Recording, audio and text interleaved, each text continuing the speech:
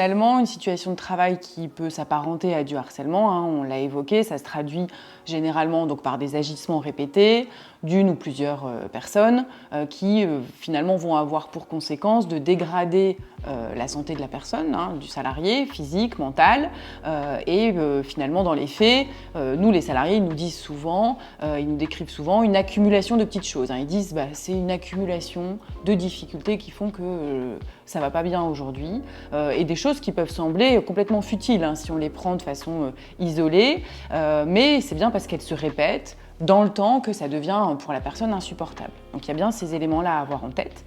Dans le vécu du travail, ça peut se traduire par plusieurs façons, hein. Les salariés nous disent parfois c'est des angoisses le dimanche soir par exemple, ou au réveil quand je prends ma voiture pour aller au travail. Ça peut être une tendance à l'isolement parce que j'essaie de réduire le plus possible les interactions avec les personnes. Il y a une salariée notamment qui me disait au bout d'un moment avoir finalement lâché et puis se dire je réagis plus, hein, donc je vais dans mon bureau et je réagis plus aux remarques, je lâche entre guillemets. C'est pas mon tempérament naturel, mais c'est la façon que je mets en œuvre pour faire face.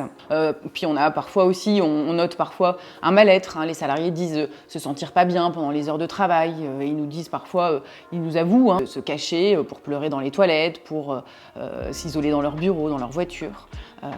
On a aussi des gens qui disent j'ai du mal à me concentrer, qui disent je fais des erreurs de débutant que j'ai jamais fait, je comprends pas comment c'est possible. Donc dans ce contexte, il faut imaginer, quand on a tous ces éléments-là qui s'ajoutent, la lecture progressivement de la situation change, hein, pour le salarié qui subit donc ces agissements, et doucement il va développer un peu comme un système de défense qui se traduit par une hypervigilance, hein. Il va faire attention à tout et il va être un peu dans l'interprétation des propos, des attitudes qui sont exprimées à son égard, et il se lève le matin en se disant mais qu'est-ce qui va encore m'arriver aujourd'hui? Quelles remarques on va encore me faire sur mon travail?